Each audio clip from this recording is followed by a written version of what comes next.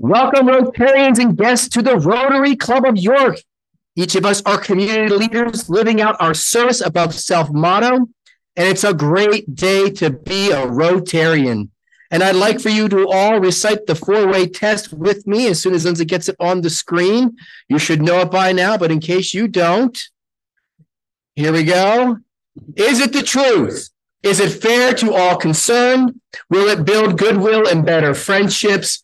Will it be beneficial to all concerned? Thank you so much. And for those of you who don't know, the four-way test is our not so secret sauce of how we conduct ourselves as Rotarians, which has allowed us to become not only one of the oldest clubs in the world, but also one of the largest clubs. And what an awesome service club we are. And it just so happens I'm your president, Aaron Jacobs, and it is my pleasure to welcome you to our club today. Let's get started with a round of applause. I have it on good authority that we have an excellent program for you today, but first we will enjoy the opening song, My Country 'Tis of Thee, led by Linda Glover, followed by the invocation by past President Jackie Summers, and visitor introductions by Joyce Santiago. Linda. Good afternoon, everyone.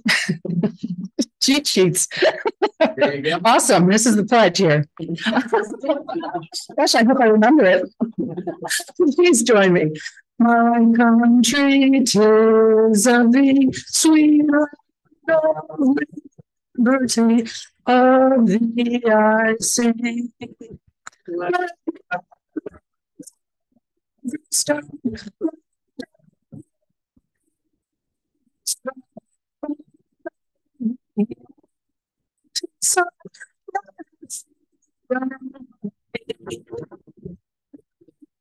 God is here.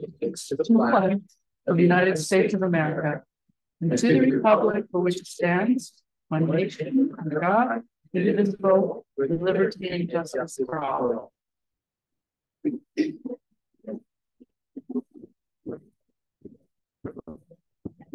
Good afternoon. Please join me in a word of prayer. Creator and sustainer of all, we lift up this time together.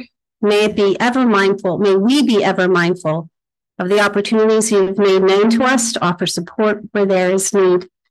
Help us to demonstrate a servant's heart, especially in times of crisis. Let us be a voice for the voiceless and equip us with courage to defend the rights of the most vulnerable. We pray for your grace and protection as we're called to step out and serve. Please bless our speaker and his commitment to building a business centered around innovative products and responsible manufacturing and creating the highest quality snowboards and skis.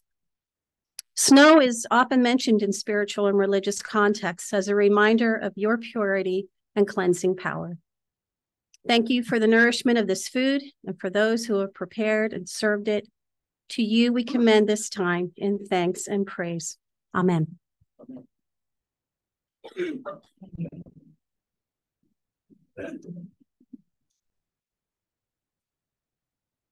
Good afternoon. I'm pleased to have the honor of introducing our guests for today's meeting. When I call your name, please stand and remain standing until President Aaron has the opportunity to welcome you.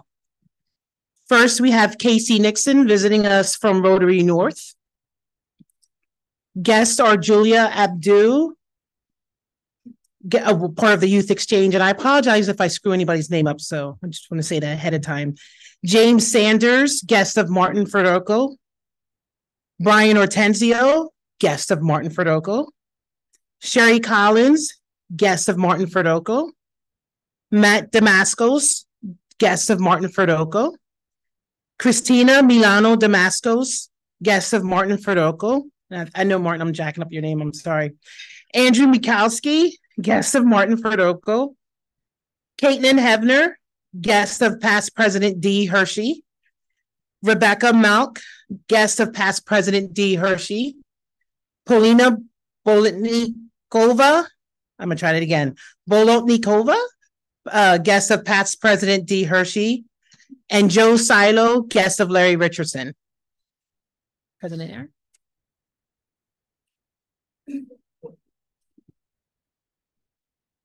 Martin, you picked a great day to bring your fan club with you, didn't you? And ushers, if you would lock the door and don't let James Sanders out until he finishes completing his new member application so we get him back in this club. To my guests, I say, I hope you enjoy making new friends because there's a lot here to make. I think you'll really enjoy the program and the fellowship. But members, if you see a guest that you don't recognize, or if there's a member that you don't recognize, introduce yourself to them so they know that they are welcome to come back anytime. Rotarians, please join me in welcoming our guests. Thank you.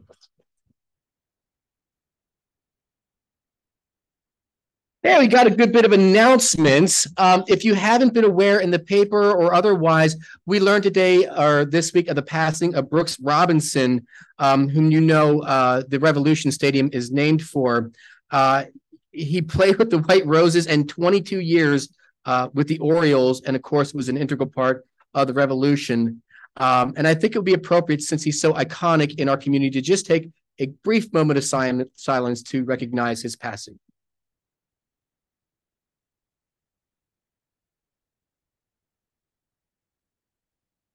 Thank you very much. On to a little more fun news or announcements. 90 years old. Who here is turning 90 years old this week? Just, would you please stand up?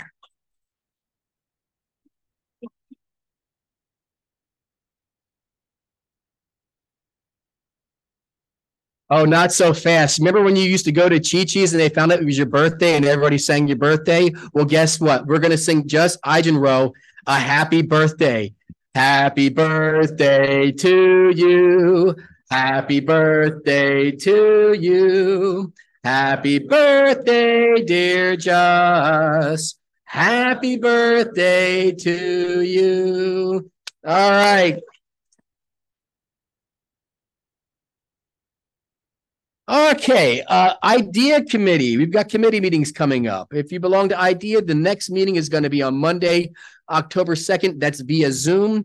And if you're on the nominating committee, which we will hear more about later today, your next meeting is on Wednesday, the 11th at the Old Lounge here in the Country Club of York. And we got some other milestones. I don't know that they've turned 90. I don't think so, but who knows? The membership committee extends a congratulations to long-term members Roland Leedy and Sam Willman for their 40th anniversary to being members of the Rotary Club of York. They actually both joined on the same week in 1983. Are Sam or Roland here? I don't think I saw them. Okay, pretending that they are, let's give them a round of applause for their service. And now I'd like to invite our executive director, Lynn Morrison, to the podium to talk about the upcoming programs. Lynn.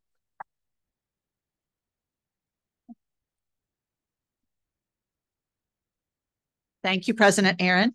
I just want to give you a little hint of some of the programs that are planned for October and coming up, in addition to a great program today.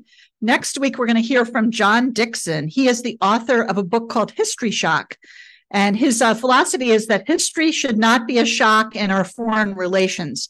During a distinguished 26-year career as a Foreign Service officer, he was shocked many times by the different perceptions of history held by our allies and adversaries. In History Shock, John will share his experiences and recommendations to help prepare policymakers and future officers who serve abroad. On October 11th, we welcome Peter Botros. He's the founder of Shine Music Foundation, which is a local organization in York that strives to provide music education to every student in need, leadership and self-esteem, and build community by unifying diverse groups of people through a love and passion for music. Maybe we'll have some music that day. On October 18th, we're going to hear from another local entrepreneur as we welcome Greg Baum, who's the founder of Flying Feet Sport Shoes.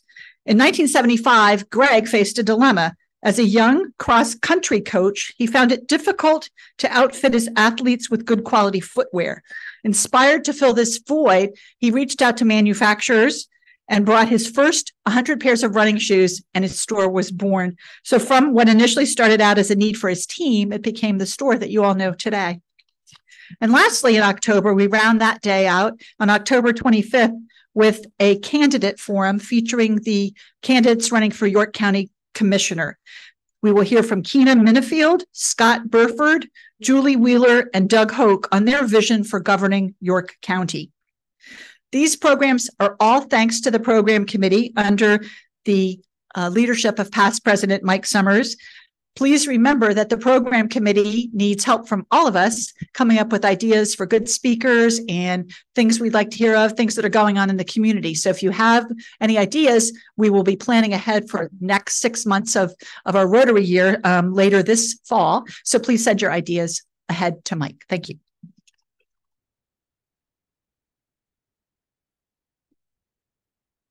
Thank you, Lynn. And now to shake the apple tree to see if we can find any bicyclists to fall out of it, I invite past president Al Sykes to the podium to talk about Ride for Polio. Al.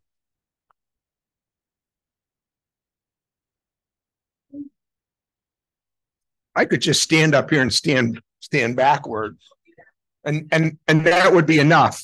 But it's kind of out of character. So I will labor on. You have one of these on your table, so you all can say you got the memo. Okay, it's there.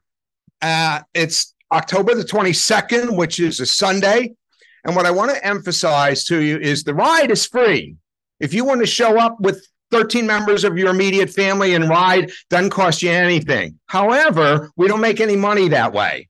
So we're asking for a $50 donation, which will net you one of these swell t-shirts and some great refreshments that Rob Bowen is going to take care of for after the ride. We'll start at Lafayette Plaza. We're going to pedal on down to the Howard Tunnel and back, which is about 12 miles. There will be a stop at the Brillhart Station if you want to for water and whatever. And Sean and JT have graciously agreed to be at Sean's farm, which is right before the Howard Tunnel, and also for some water. And you know, I'm sure Sean would happily give you a tour of the house, whatever, which would be great. But last but not least, I see Joe Stein in the back. Joe, would you stand up? Okay, see, now this is very important. If you don't register by this weekend, okay, you're going to have to take a random t-shirt. So imagine, if you will, that Joe doesn't register, but like a week before, hey, Al, I think I'd like to ride. Here's $50, and I only have small t-shirts left. Where do I go with that? So I'm asking you, please, to try to register by or before this weekend so that I have some sizes, a good number of sizes, and I can get you a t-shirt that, fits. So thank you very much. Again, it's October the 22nd at 2:00 in the afternoon at Lafayette Plaza. Oh, and you want to get on the district website, but Lynn told me that it wouldn't annoy her at all if you didn't want to, bother to do that and just called Lynn. It's okay. Thank you. Now, the last time I threw something from the podium, it didn't turn out well. but I'm going to try it again. So here's doing my best impersonation of Diamond Doug. Here's your free t-shirt.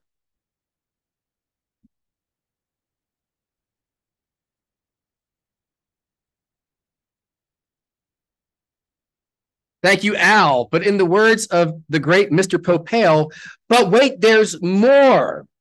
And here's what Al didn't know, because he didn't tell you.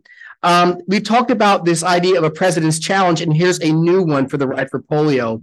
It's my pleasure to announce, to support Al in this initiative, I am challenging at least 5 members of this club to not just show up and ride, but to donate the $50 for that event. And if you do, for the first 5 people to sign up to do this, I will match dollar for dollar each of those 5 riders, because this is an event I truly believe in, and I hope many of you participate. Let's give another round of applause for this event. And now I'd like to invite Michael Haiti to the podium to do a service above self announcement. Michael.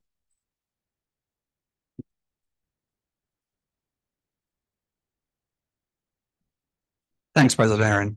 Most of you are aware of the Service Above Self Awards that we give out each year. We generally do 4 to 6 a year. It's coming up. The committee's meeting on October 11th after our regular meeting here at the club. I'll just give you some background on this. Service Self Award was named in honor of Charles Wolf, past district governor, who exemplified the qualities of service above self. The criteria are someone who has made an impact in York County, gone above and beyond what is expected of him and her, performed an act of heroism, and not received recognition for his or her actions. So the application is on the website. We hope you'll consider nominating some folks. We've recognized some really amazing people in the past year and the past years. So please think of those people in the community who deserve this honor. And we'll look forward to getting your nominations. Thank you.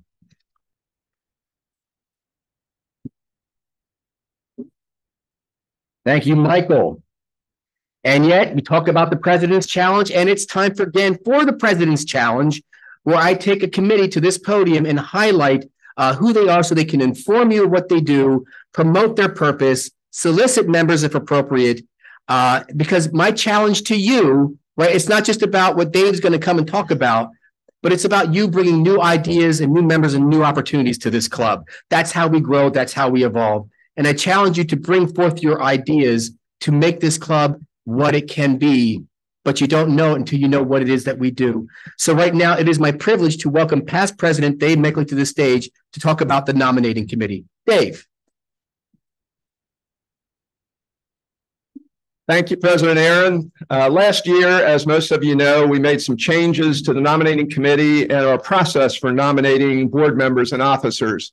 And I can squarely say that these changes personify the four-way test that we just all recited.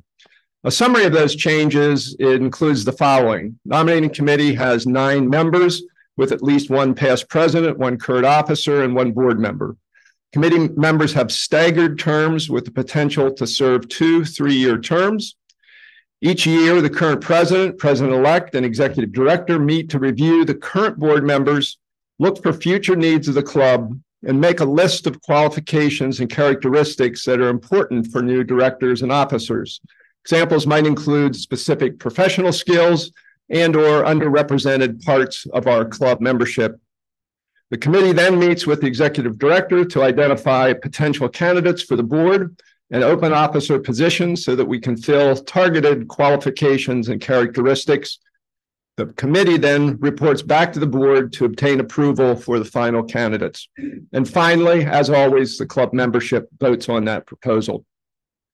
The nominating committee will begin their work this fall, and you can help with passing along suggestions for new board members and for officers. The members of the committee are Denny Bachman, Michael Black, Jen May, myself, Glenn Miller, Joyce Santiago, Brian Tate, Jules Tolbert, and Cal Weary. We really have a proud tradition of capable and dedicated board members and leadership, and I'm confident our new nominating committee will continue that tradition with excellent candidates again next year. And again, if you have any suggestions, please contact me or one of the committee members. Thank you very much.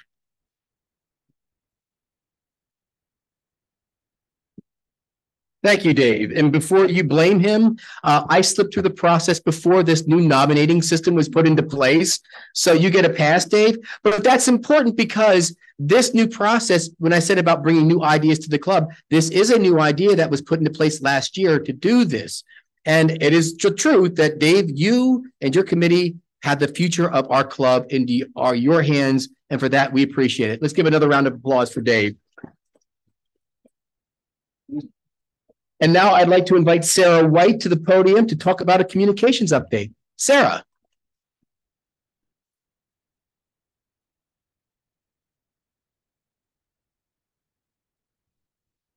Hi, I want to talk with you a little bit about some resources that are available to all of us as club members.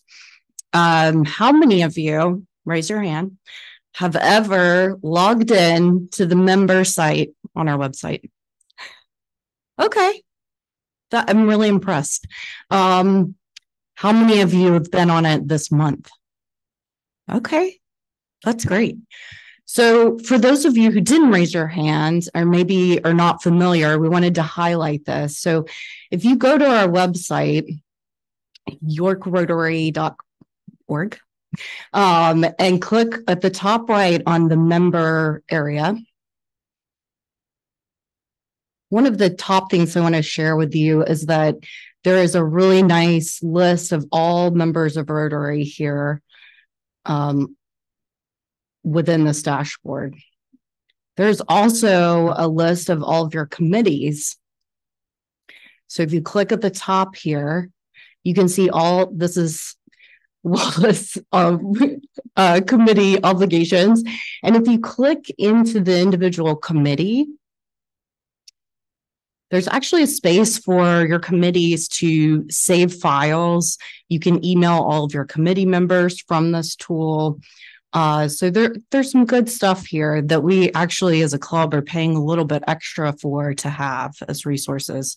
So back up your notes and, from your committee meetings, and that way there's a historical record there for the next chair to come along and find. There's also the ability, can we go back out to the resources page real quick? Or go to the, home page.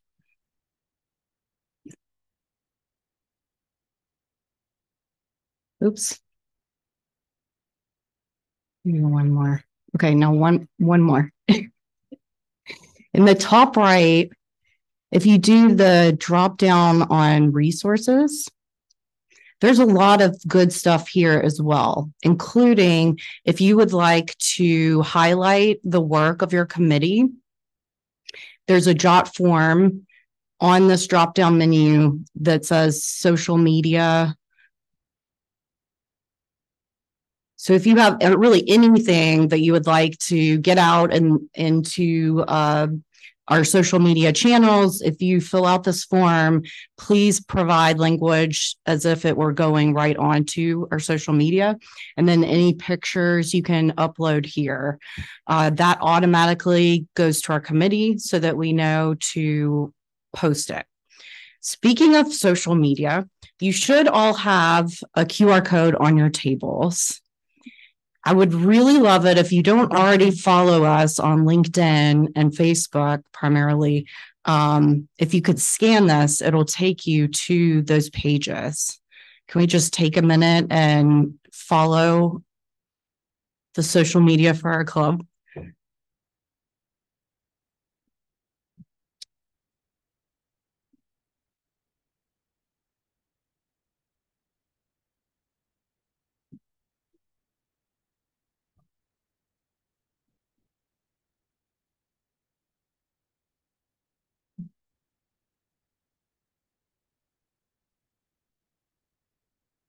All right. Well, thank you guys. That's it for today.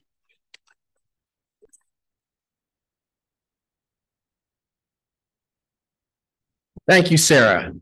There is a saying that goes, if you gave the laziest man the hardest job, he will find the easiest way to do it. And those of you who know me know I'm a very lazy man, and I live by those words often.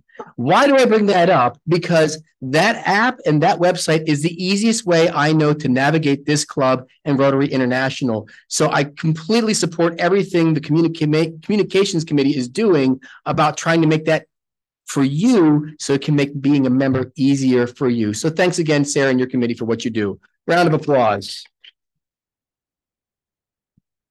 All right, it's time for the heart of the program. I'd like to bring up Martin Fedorko to introduce our speaker today. Martin.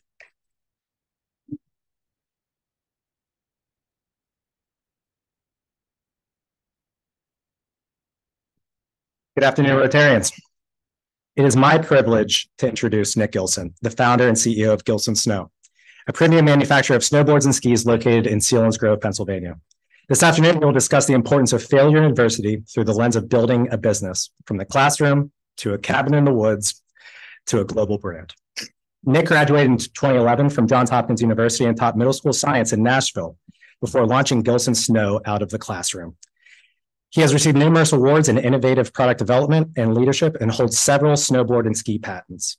He serves on the Governor's Workforce Development Board and the board of the Innovative Manufacturer Center. His company has entered into deals with the NHL, MLB, Hasbro, which is Transformers, Monopoly, AC/DC, Slayer, and Pink Floyd, among others. Nick and Gilson Snow have an intense focus on responsible U.S. manufacturing, tight supply chains, taking care of their people, and telling meaningful, content-driven stories. On a personal note, it just feels great to introduce somebody like Nick and his company to this group. Gilson Snow was the first opportunity that we seriously considered for a company that was located outside of our region. They're an hour north. Half of you probably pass it on the way to State College every Saturday. If you know anything about us, you know that we're huge advocates for spreading our wings a little as a county and a region. This is exactly why. That's when we're able to find companies like Gilson Snow and incorporate them into the excitement and prosperity of what we're building here locally and regionally. White Rose Ventures made an investment in Gilson Snow in September of 22. Driven by the unique opportunity we saw in the outdoor and recreation space. The company's innovative products and commitment to sourcing materials locally in Pennsylvania were key factors. However, our initial decision was largely based on our confidence in their founder, Nick. In this line of work, especially in early stage investments, you hear phrases often like, invest in the founder, bet on the person, not the idea. These are more than trite sayings, though, when it comes to investing in founders. Entrepreneurial greatness truly shines, though, when it's faced with adversity, or in this case, almost complete disaster. A fire can be devastating, but it can also be a transformative journey for a company and its customers. I have been incredibly inspired by Nick and his team over the past year and could not be more proud to serve on their board as a representative of White Rose Ventures. Rotarians, please help me welcome to the stage the CEO of Gilson Snow, Nick Gilson.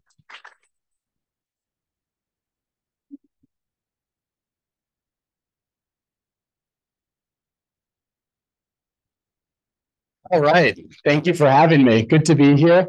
I suppose in the name of content and storytelling, we'll start with a quick video here on the screen.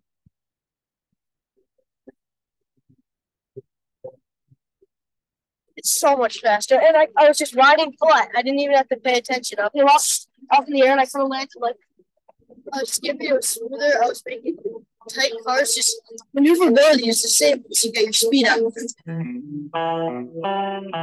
We were hiking out of the woods with no running water electricity each day. We didn't have a shower. We were showering in this creek with Dr. who's the biodegradable soap. We had two houses with like little families living next to our shop, and then in the manufacturing facility because we now had nowhere to live. We were our first crew of 7 people, and we were living in what's now the inventory room in our facility, having the shop around us. When I was a teenager, I was working on building a wooden boat with my dad, and I was also starting to make my first surfboards at that time. And one thing that was true about both of those projects is that the attention to detail and the curvature is just extraordinary. Why in all objects that move through a fluid, whether it's a boat, a plane, a car, a bird, or a fish, they're all curved. Why are snowboards and skis flat?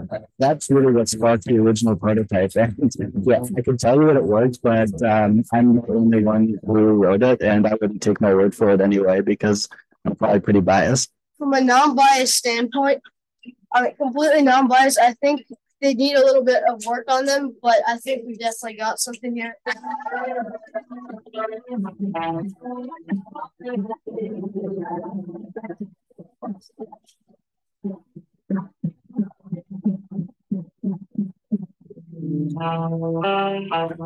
it is this marry and this harmony between handcrafted work and what modern machine capability is, allowing us to do.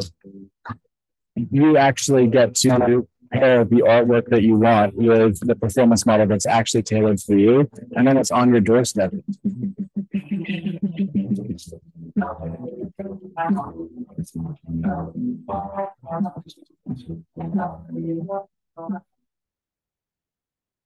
All right. Well, thank you again for having me. Total pleasure to be here. And before I begin, I've got to say thank you to Martin and Alexa at White Rose and Braided River. They have been truly extraordinary supporters of what we're doing. And we wouldn't be here today without them. Building anything from zero is an exceedingly high amplitude game. The highs are very high and the lows are very low. And I think as founders, there's this desire, inclination to sort of always be talking about the good stuff. You put a bunch of business owners and founders in the room and they ask each other how stuff's going. I mean, it's always like, couldn't be better, growth is off the charts. And it's sort of, outlandish expectations about what's really happening. And it's true that we need to be salespeople for what we're doing, and we need to be excited and passionate. But in my experience, there are two things that have been consistently important and pervasive in terms of just being absolutely mission critical to what we're doing. And the first is the people. It is all about the people. And, you know, culture is a really nice thing to have when things are going well, but it is absolutely mission critical when things are hitting the fan. And as Martin alluded to, unlike or just like any business that's built anything from zero, we have certainly had our crisis moments. Most recently, last November, our facility literally burned to the ground in a 6-alarm fire. And don't worry, it's a good story, and we're emerging from this. As we've been joking internally, it's been a very successful fire. And in case there's any fire police or insurance inspectors in here, we did not burn our facility down. We are making sure that we emerged from it in flying colors. And then the second thing is the role of failure. I grew up dyslexic, had to learn how to do things a different way. I then graduated from Johns Hopkins University and moved down to Nashville, Tennessee to teach middle school science, and saw a lot of the same struggles playing out in the classroom. And what I'll tell you is that no matter how successful you are, one and done is such a rarity. There's no such thing as set it and forget it. And as soon as you think you've got something dialed in manufacturing, you know, the planer explodes. But there's always adversity and there's always failure. And so the choice is how to respond to it. And I understand that I am in a star-studded room right now. There are a lot of exceedingly competent and successful and intelligent people that I have the pleasure of speaking to today. So I want to start by recognizing that I'm relatively green, I'm relatively young in my career, and I know that I'm preaching to the choir because those lessons have been hard learned in this room, and I know that for a fact. But I'll tell just 3 stories from our trajectory over the last 10 years that I think really highlight that point, and I'll start in the classroom. So it's the beginning of the school year. It's 2013, and I find myself as a 23-year-old kid responsible for 140 students from a relatively broad and diverse set of backgrounds with a huge gaps in diversity in past educational experiences. So, you know, in one seat, we've got a student who is trying to catch up a couple of grades. The next seat over, I've got a student who's learning English for the first time, who's moved to the US as a refugee. And the next seat over, I've got a kid reading chapter books and, you know, leagues ahead of where he's supposed to be. And the next seat over, I've got a young woman asking me theoretical physics questions about objects entering black holes from different reference frames. Right? I mean, you could not imagine a greater level of diversity in terms of academic trajectory to this point. And, you know, if everyone's just behind, it's a much easier task because then it's one lesson that can actually catch everybody up. But when you've got such a broad range in past experience and education levels, it's actually impossible to teach one lesson that reaches every student. And for those that have been in front of a classroom before, you know, it's your students that are ahead getting bored that really become the real problem. And what's fascinating is that, you know, as adults and leading an organization today, we're all basically middle schoolers who are grown up and have better manners and are more polite. But we're really driven by the same things. And so a middle school classroom is actually a phenomenal place to cut your teeth as a leader because you get really instantaneous feedback. One of the most challenging things in a CEO role is having people tell you what you want to hear, right? Our job is truly to collect the most accurate data possible to make predictions about the future ahead of having full clarity. And when people lie to you or tell you what they think you want to hear, it really interrupts the process. The wonderful thing about middle schoolers is that if you don't have their full attention and if you're not totally engaging, they don't just sit there and take notes peacefully like a college lecture, or, I could be totally bombing right now and this room would look relatively the same because everyone's very polite and cordial and et cetera, right? If you're bombing in front of a middle school classroom, you get a stapler thrown at your head, right? It is incredibly immediate feedback, a fabulous place to learn. And so what I realized though, as I was drowning in this position, right, 140 students, huge array of past educational experiences. And what I realized is that there is this intense fear of failure. There's this thing called the TCAP test. In the Northeast, we had the ERBs when I was growing up, and they would just, the administration and other teachers just bred this absolute fear of this test, right? If you don't do well on this test, you're going to fail as an individual. This test will follow you. The school will lose its marks. We'll lose our funding, et cetera. And so there's this and you guys know what it's like to take a test. If you're afraid, you cannot perform your best. And so the first thing that we did is we started to erode this fear of failure. We said that this is a stupid test, and by the time we get there, it's going to be so easy because we're going to have learned so far past this test that the questions are going to appear laughably easy. And we're going to break down this fear of failure, and we're going to do it together. So instead of standing in front of a room like a lecture hall, we turned all of the desks facing towards each other. We had students ahead teaching students behind, and students behind reinforcing concepts for students ahead. And it looked like chaos. I nearly got fired, like literally in the principal's office, getting fired 3 separate times, and had to keep coming back to the data showing that we were making gains. And even though it looked like utter chaos, this is actually what progress was looking like. When we got started, we were at 18% proficiency. 18% proficiency across that classroom. And by the time that we left that classroom and our students graduated middle school, we were the top 4 science programs in the district after being ranked among thousands. The students were at 88% proficiency. We were outperforming the students in the district over who had much more affluent backgrounds. And we launched a company out of the classroom that we're running to this day. And the way that we did this was not by cowering from failure, but by embracing it and using it. And that is a lesson that we have carried forward to this day. It is this idea that if you're not afraid from failure, and if you're not afraid of failure, you can actually fail really quickly, really cheaply, ideally, and not at things like cash flow.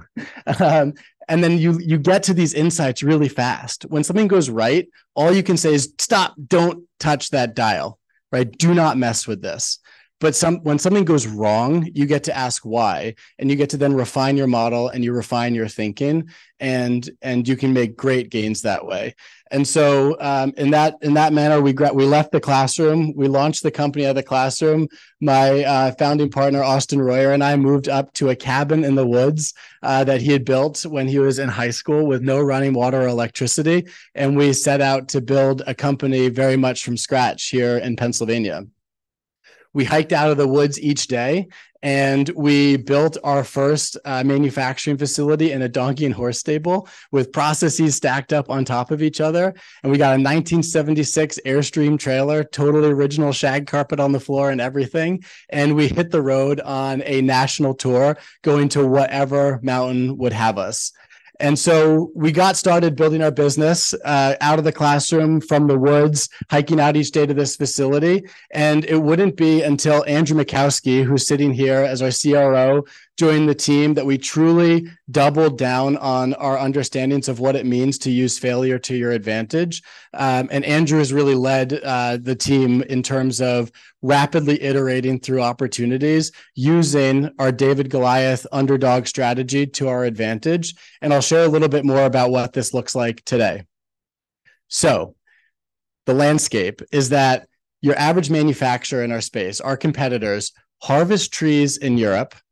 They ship them to Asia, they press them into snowboards and skis, and then they ship them back to Europe and North America for distribution, retail, and then ultimately into the hands of the end customer. When you buy a product out of a store, it can be 6 months old, it can be 3 years old, believe it or not. And what they're doing is a mass production model that's raced to the bottom in terms of costs to just get the product to the customer the cheapest way possible. And I believe that there is a better way of doing business. And it starts with building a business in close proximity to the end customer. And I cannot even begin to say how wonderful building a business in the Susquehanna River Valley has been. And so what we've been able to do is reverse the order. Instead of creating a large inventory of products overseas, putting them into inventory and distribution, and then measuring the success of the business strictly as a function of sell-through, we are largely selling products that don't exist yet. And then we're rapidly building here in Pennsylvania and putting them on people's doorsteps all over the world. And so I'll give an example of how this works and why failure plays such an important role here. But when you make products in inventory, you have to sell them. They have to be successful. So you use focus groups, you try and get predictive data, and then you lose a lot of sleep wondering if your sell-through metrics are going to be where they need to be. Instead, we've changed the model in terms of how we work with artists. And I'll use a young woman in Pennsylvania as an example. Her name is Savannah, and she is better known on social media as Trippy Draws. She has 9 million followers around the world. And the way that we launched a product together was very different than the way any other manufacturer in our space would have done it. She created a video of her designing a piece of artwork for a snowboard. And then she came out to our facility, gloved up, got in front of the camera, got our team's personalities in front of the camera, and started to tell this uniquely Pennsylvania story through the lens of her jumping off a cliff as a young woman in her mid-20s, trying to build her career as a visual artist, which is in my mind, a highly commendable way to deviate from the path and make it for yourself. Super cool person. So she releases this video that's called, I just had the coolest day of my life, right? And the video is about her designing a Gilson snowboard, coming out to the factory, building that board, and then she makes it available for sale through a link to 9 million people around the world, and orders start going crazy, right? And we're shipping this product to, 50 countries around the world, and putting this on people's doorsteps with no distribution, no production, all American craftsmen and women building here on the US with high quality raw materials. And we've transported all of the advertising costs because we changed our model. Instead of saying, we'll pay you $500 and tell you to take a hike, we said, we'll pay you $80 for every time one of your products sells. And so she then became both the artist and the creator, as well as a key part of the growth engine. And when this went crazy, we were all rowing the boat in the same direction. And instead of paying Mark Zuckerberg at Facebook, our cost of customer acquisition, we transported that financing, that money away from Mark Zuckerberg and put it into this young woman's pockets who's building her career as an artist. And it's okay if it didn't work. We've actually launched products together that haven't worked, but we've cycled through until we found the winning ones that people truly love. And then we've scaled up production around those products, putting them on people's doorsteps quickly. So instead of trying to put lightning in a bottle repeatedly, we tell artists to be bold, take risks, and if it fails, no worries, no inventory. But if it's successful and it hits the mark, we'll be turning our Pennsylvania production facility up to high speed to put products on people's doorsteps all around the world. And this comes from the lessons in the classroom and the lessons of mine as a middle schooler myself, where, look, it doesn't always work the first time. That's okay. And if you put so much emphasis on this being successful, can really hold you back.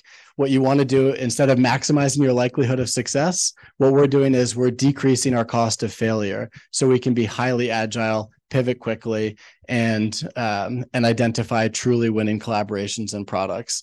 This has worked with Trippy Draws and other young artists. This has worked with the NHL, with, as I think someone mentioned, with Slayer as well, and Pink Floyd, among others. And we've been able to scale this Pennsylvania business here in this region and become significantly competitive against these industry giants by employing this model. So I'll touch on the last story here of a moment of adversity in our company's trajectory, which is that on November 18th, we got a phone call that our facility was on fire. And as we arrived on site, we saw literally 100-foot flames on top of our building. And this baby that we've been building over the last decade truly burned to the ground, and everything inside of it. No one was hurt, thank God. And the brave men and women who charged into that building, I will never forget it. One of them is actually someone who works on our shop floor, and he emerges from the fire and looks at me and goes, "Nick, I would have clocked back in, but the keyboard's melted." And you can't make this stuff up. Halfway through the fire, this firefighter, full oxygen mask, tank, everything, emerges from the flames, walking out of our shipping bay door, carrying prototype 1, which I had taken off the wall and set down that day because I noticed that the pin was loose and I didn't want it to fall. everything above that level had been completely charred to ashes. And we now have a half-burned prototype one from the classroom from when I was a kid. That was certainly a symbol to our team that this is not the end, but the beginning of the next chapter. And so I mentioned this not just because it's a good story, but because we treated it like an opportunity.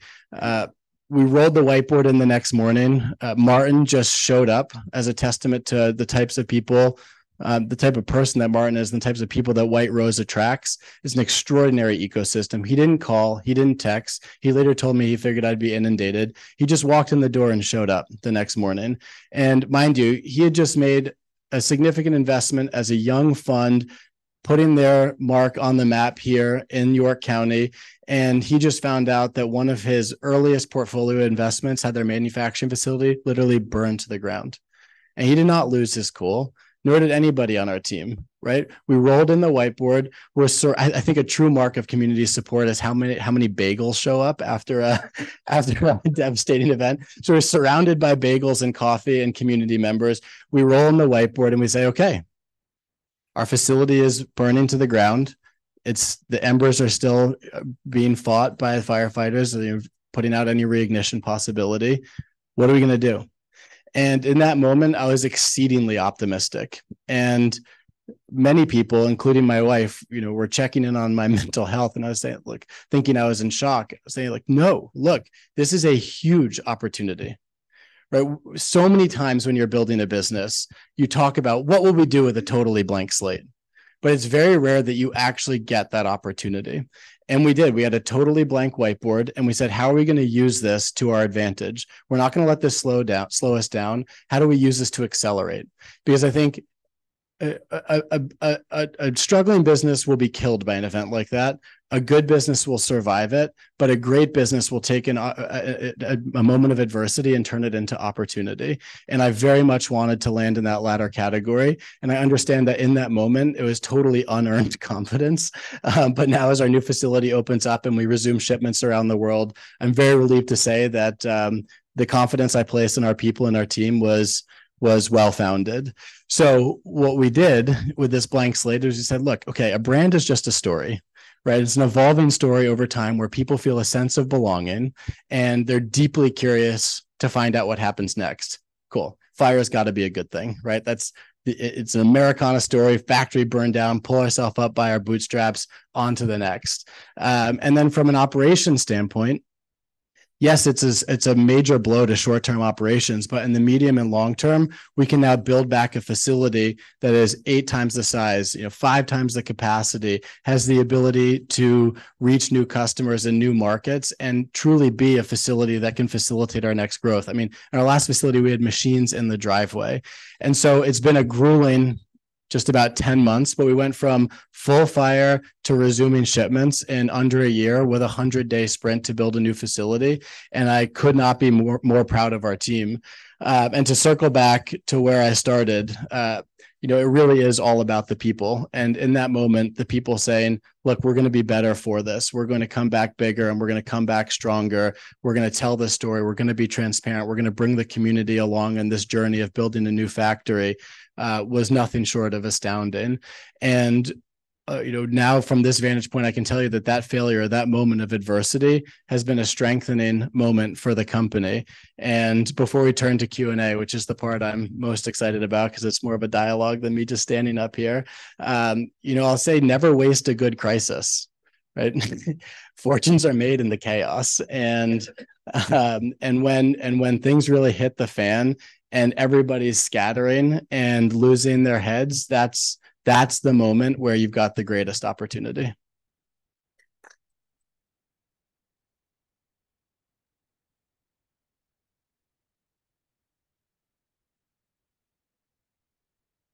Hey, questions. My problem is I like to talk in microphones. My wife says I never say anything, but I talk a lot. That one over here, you'll get it. You're the president. You come last. It's the peril of the job. Across the table from me is Julia from Brazil, who's never seen snow or experienced it. Tell her about the experience she's going to have this winter. Oh, fabulous. Well, welcome. Brazil is actually, believe it or not, has a ton of snowboarders and skiers there, traveling instead of going north to the mountains, going south to Argentina. There's some amazing snow and great snowboarding and skiing back home as well. What I'll say is that look, it's easy to get outside in the middle of summer, right? All you need is, a beach chair or a soccer ball or football, and, the world's your oyster. It's a little bit harder in the summer, in the winter. You need to gear up, get out to the mountains. And so there's a real commitment and a hardiness that comes with it. But like most things in life, when you work hard for something, the rewards taste even that much better. And there's really nothing quite like cruising down the mountain at high speed, being outside, living a healthy, active outdoor life, breathing fresh air with huge views. Pennsylvania is an exquisite place to snowboard and ski, and certainly amazing spots across the US as well. I hope you get out there this winter. And if you would like to come visit the facility at some point, we can get you gloved up and build your own pair of skis or snowboard. That there's another level to be rocketing down the mountain, looking down and be like, I built those, So we'd love to have you. I was just kidding. You better be. I'm wondering if you could give us a sense of your scale and capacity. How many units do you produce in a year, and where do you see that being in 5 years from now?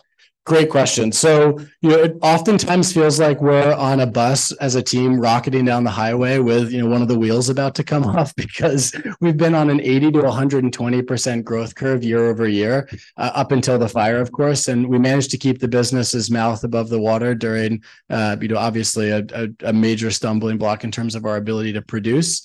But we're on really a rapid growth curve upwards. This year, we'll produce north of 5,000 units, and on a 100% growth curve, you can do the math out a few years. But our goal is not to be a little niche player in this industry, but to be the market leader within the decade. Yes. Well, that raises an interesting question.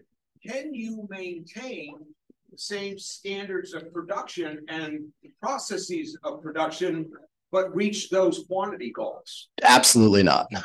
We need to maintain our standards for quality. It's a great question. I know that I jumped in I apologize. But for those that didn't hear the question, it's just as we scale up at that level, are we able to maintain the same processes and the same standards? And so what I'll say is that we absolutely need to maintain the same standards while radically innovating our processes to reach those targets. So each year it's fundamentally different, right? We sort of get to the end of a season, we go, whoa, we really just eked out alive from that one. And then we say, okay, we got to do this again very soon and twice as much. So what has to change? What just broke? What wasn't working that needs to be radically enhanced so that we're ready to do it at twice the volume this coming season? And so it's this constant, you see it in the facility where you walk in 1 week to the next, and that station used to be there and now it's there. This table was there and now it's there. That machine's been ripped out and a new one's in. It's getting really comfortable with being uncomfortable, I think, is probably the most important piece of riding a rocket ship that's accelerating that fast, and understanding that the name of the game is change. And we're living in a world that's, I think, deeply unsettling because the pace of change is accelerating, right? The second derivative of change is growing rapidly. And, like I'm 34 years old, and if I need to navigate back to the home screen of Snapchat, I have to quit out of the app and reopen it because I don't know how to get there, right? We need to look to the youngest people in our company to find out what's going to be cool next, because I'm already aging out of my knowledge there. And so, in a world where the pace of change is accelerating, got to be prepared to change with it. So yeah, radical revamping of every process. No, but you didn't, right? So what it took to be successful, let's say 1,000 years ago versus 500 years ago is relatively similar. What it's taking for us to be successful today versus, our kids next is going to be so radically different. Even 3 years ago, I would have told you that AI is like a distant thing, right? And now it's radically changing our business in snow sports. And if an executive does not have a well-versed understanding of not necessarily how AI works or how to code it, but how to implement it, you're being left behind at an even faster rate now. It is deeply unsettling. I'm not sure what the impacts are for society, but obviously there's some major questions. We've seen what social media has done. But yeah, 5 years is no longer 5 years.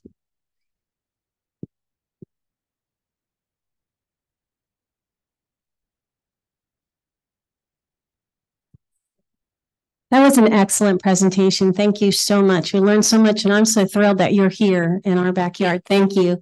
And thank you, Martin, for bringing him.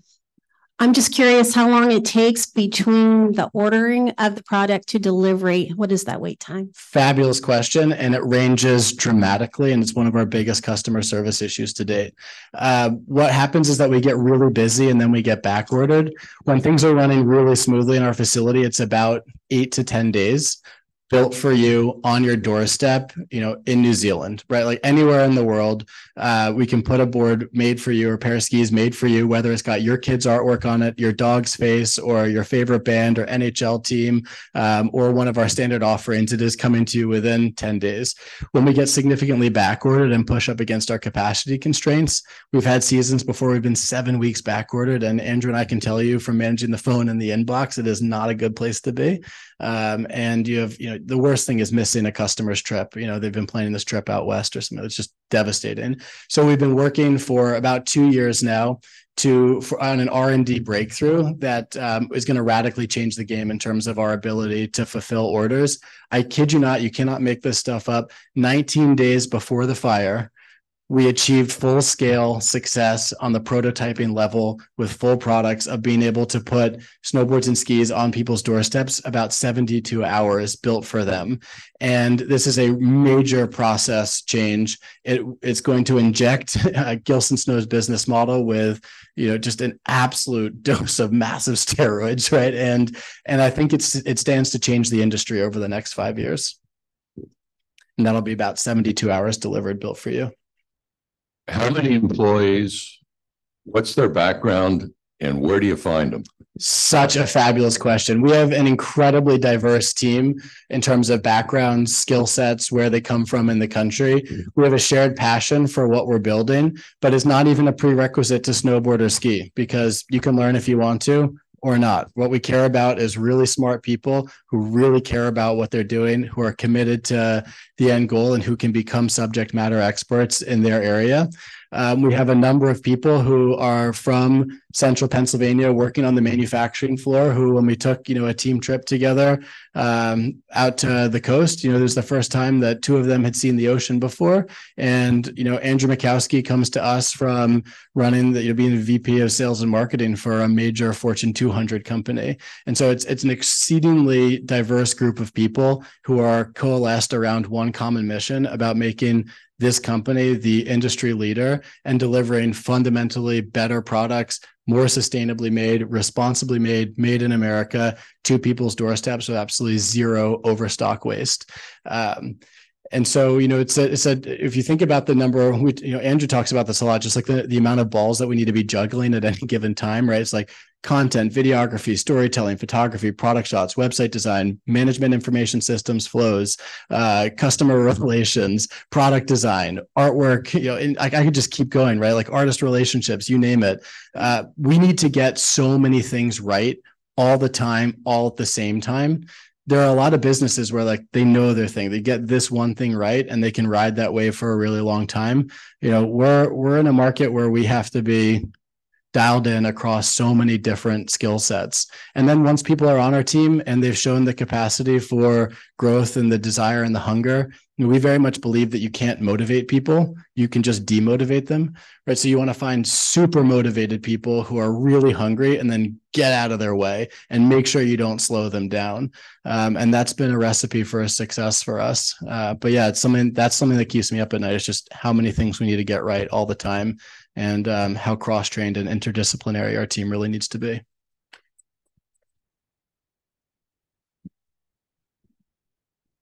Thank you so much. Thank you. Thank you.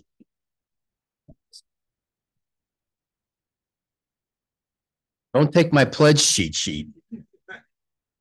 Nick, I got to tell you, thank you for sharing an incredible story. And sometimes we can hear a story and sometimes we can feel a story. And your story resonates with us because of our theme this year, if you haven't seen it, to create hope in the world. And I feel that your story, among other things, was a story of hope. You took us through the highs, you took us through the lows in a way that made us, or at least me, care about what you are doing, what you have done, and what you will do. Please keep sharing your message of hope around where you go and creating new stories of trials and triumphs, because it makes a difference. Let's have another round of applause for our speaker.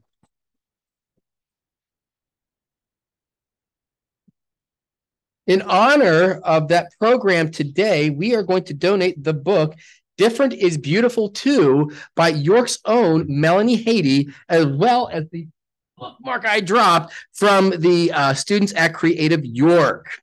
Now, if you thought that was a great program, and it was, wait till you hear what we have for next week. Next week, we're going to hear from John Dixon, author of History Shock, as Lynn alluded to earlier. History should not be a shock in our foreign relations, but during a distinguished 26-year career as a Foreign Service officer, John Dixon was shocked many times by the history he didn't know. In History Shock, John shares his experience with us working for the U.S. Information Agency and in senior positions with the State Department, and his recommendations to help prepare policymakers and future officers who serve abroad. As the world's superpower, the U.S. is better served learning the lessons of history as we protect and advance our interests around the world.